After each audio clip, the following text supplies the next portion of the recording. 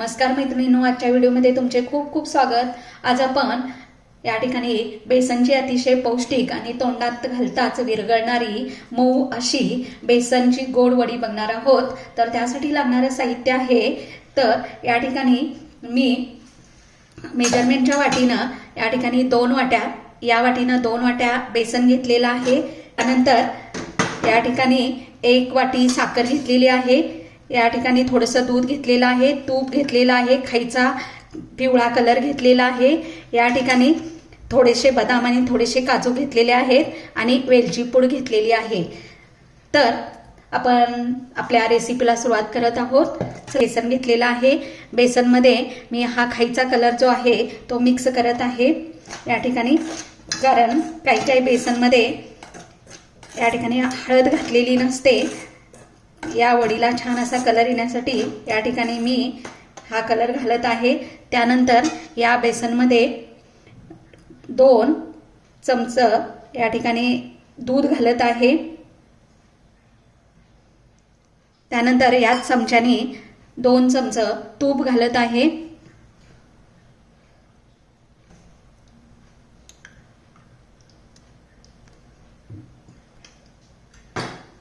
आता हे सर्व मिश्रण एकजीव करून घेणार आहोत।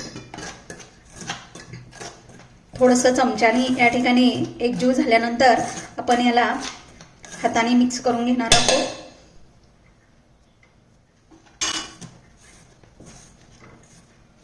एकसारखं असं हे मिश्रण दूध, तूप आणि बेसन एकसारखं हातावरती असं चोळून घ्यायचं आहे, जेणेकरून याच्यामध्ये कुठल्याही गुठळ्या झाल्या नाही पाहिजेत।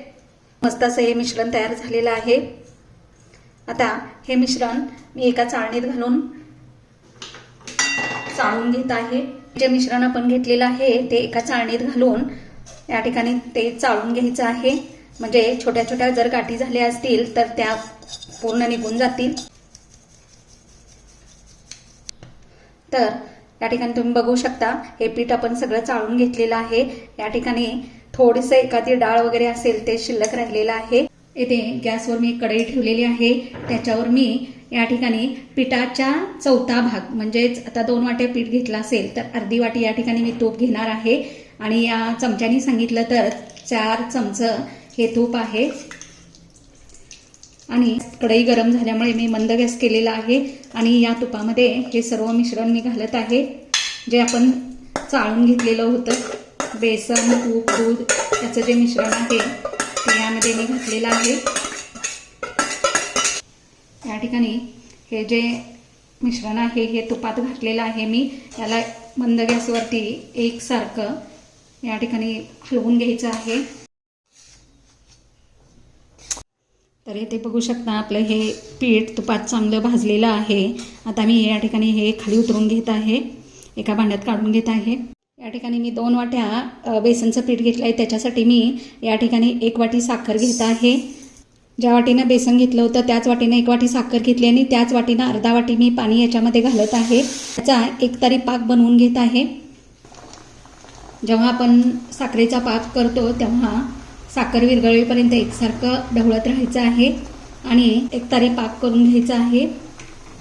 मी या ठिकाणी बघू शकता आपल्या साखर पूर्ण विरघळून या ठिकाणी याला उकळी यायला लागलेली आहे। तर या ठिकाणी तुम्ही बघू शकता या ठिकाणी आपला एकतारी पाक तयार झालेला आहे। काय अशी तार तुटून मागं गेली पाहिजे। याच्यामध्ये 1 चमचा वेलची पावडर मी घालत आहे। गॅस बंद केल्यानंतरच वेलची पावडर घालायची आहे या पाकात। आणि हा जो केलेला पाक आहे हे आपण जे तुपात भाजून घेतलेलं मिश्रण आहे त्याच्यामध्ये घालायचं आहे। हे मिश्रण या ठिकाणी मिक्स करून घ्यायचं आहे।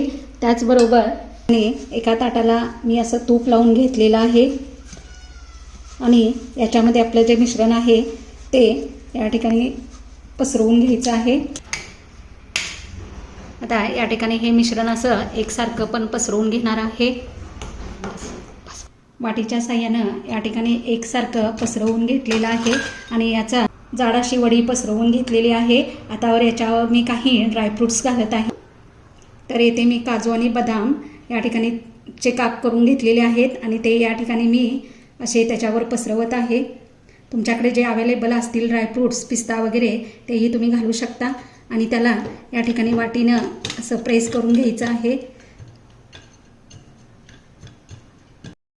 हे जे वडी पसरवलेलं मिश्रण आहे ते 1 तास असंच ठेवून द्यायचं आहे रूम टेम्परेचरला आणि त्याच्यानंतर याच्या वड्या पाडून घ्यायच्या आहेत. An hour later.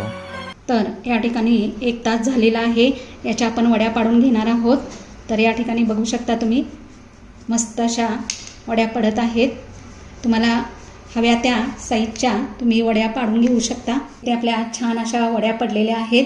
तर तुम्ही या ठिकाणी बघू शकता मस्त अशी आपली वडी या ठिकाणी तयार झालेली आहे. एकदम मऊ आणि एकदम खमंग अशी ही वडी तयार झालेली आहे. तुम्ही अशी वडी तयार करून बघा आणि तुम्ही कमेंटद्वारे मला सांगा आणि माझ्या चॅनलला लाईक आणि सबस्क्राईब करायला विसरू नका.